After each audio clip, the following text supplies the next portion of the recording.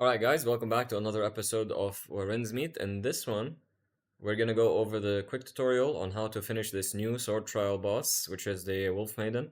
Before I get into it, no, you cannot fucking fix her. No, you cannot take her home. Leave her alone. She's far gone. You cannot fix anything. Alright? I know some of you out there, degenerates, are gonna ask if you can fix her. No. Just no. Alright, with that said, let's jump straight into it. First things first, please, whenever you see a red glow, deflect it. The boss has few of them, so it's easy to deflect, but some of them are very, very important to deflect. Case in point, this one over here. She lunges backwards, charges the red attack, and then jumps on a target and does the attack. Now it deals a significant damage, so make sure you deflect it. Throughout the entire fight, if you can deflect anything, go ahead and deflect. Now I've done this boss earlier today, and I played with mostly mobile players, and this is why I think they should remove the assist deflect from the game entirely. Not a single one of them, almost, clicked the goddamn deflect button. Not a single one of them. Everybody was eating the red attacks. Nobody was dodging. Nobody was deflecting. It felt like I was playing with toddlers. They did not know how to deflect. Now, with that said, they were good players. Don't get me wrong. We finished the boss. I'm grateful for the group. However, they really, really need to remove the assist deflect because it messes up with people's ability to deflect or even register that this is a red attack that they can deflect it or should deflect it. So guys, if you do this, make sure you deflect. One important attack is this yellow one. She will put a yellow attack on top of you. And then this is a two-phase attack. And then after a few seconds, she will jump on you, pin you to the ground. And then charges a red attack. The party or one of the members need to deflect the attack or else it will deal a significant amount of damage. Almost one-shotting you if you're half HP or lower. So again, going back to deflect, when this two-phase attack happens, you need to deflect it for the other member who is pinned down. Now, here's a quick tip and a small thing that you can do to avoid it. When the yellow attack is about to hit, you can dodge it. So she will not pin you to the ground, but she will still do the follow-up red attack. So make sure you personally will be able to deflect it. Now, one of the two most important attacks that this boss has is this one. She will put a red marker on top of somebody's head, and after a few seconds, a pool of blood will spawn below them. I do not want to see these pools of blood everywhere in the middle of the arena. If you have the mark on your head, go to the edges of the arena and remove the puddle over there. So it will automatically be removed after a few seconds, but make sure you're positioned at the edges of the arena. Not inside the blood mist though. Don't stand there like a complete vegetable and take damage and then turn into a wolf. Just around the edges of the arena before you enter the blood mist. Stand there, remove the blood puddle. Once it spawns, then you can go back to the fight.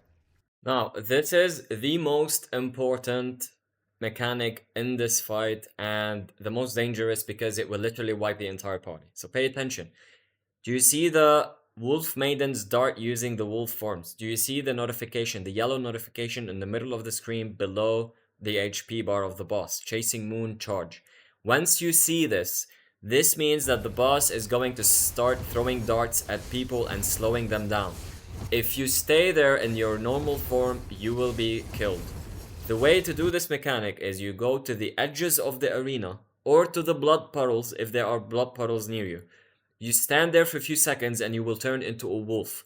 And when you turn into a wolf, you will not be able to walk or stop. It will auto run until the duration expires. The only thing that you could do is just turn its direction to the left or the right.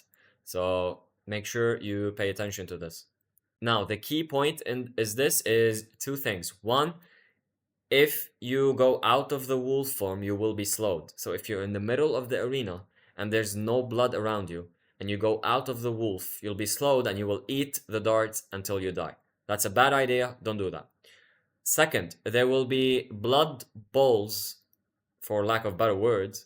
There will be blood balls spawning in the middle of the arena. You need to go there and take the balls. Grab them. Never mind. You see these blood moons or blood puddles? Actually, these are blood moons. You see these blood moons? Go and collect them. Now, the trick to do this successfully is very easy. stay around the edges, circle around the edges, and whenever you see the icon of the blood moon, then you go into the middle and then you collect the blood moon and then you keep going to the other side of the map, like the arena. So it's very simple. Circle around the arena with the around the arena and the blood mist until you see the icon of the blood moon. Go take the blood moon, go to the other side, continue circling. Do this to the throughout the entire phase and you should be fine. Now the reason why you want to pick up these blood moons is because it heals you. Throughout this entire encounter, you and everybody else will take a significant amount of damage over time. Unless you take these blood moons, which will heal you full, you will die. So make sure you pick them up. You and other people should focus on picking these up.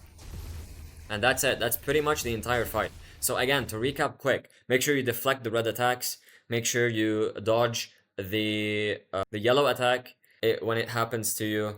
If you have a mark over your head, go to the edges of the arena to remove the blood puddle. And then when the wolf phase starts, make sure you circle around the arena, stay inside the blood mist so you can remain as a wolf, and then pick up the blood moons. That is all. There's one more mechanic which can one-shot the tank, but I'm not gonna mention it because, as always, I like to keep one mechanic for you guys to discover it, but it is related to the deflect, so if you do deflect, you're not even gonna notice it. With that said, guys, I hope you enjoyed this quick tutorial. If you have any comments or any tips and tricks on or specific details on how to do this better or more optimally, please let me know in the comments down below, and I will let my community know. I always appreciate when somebody tells me these small bits and pieces that I have missed. So feel free to do that. And with that said, guys, I will see you on the next one. Take care.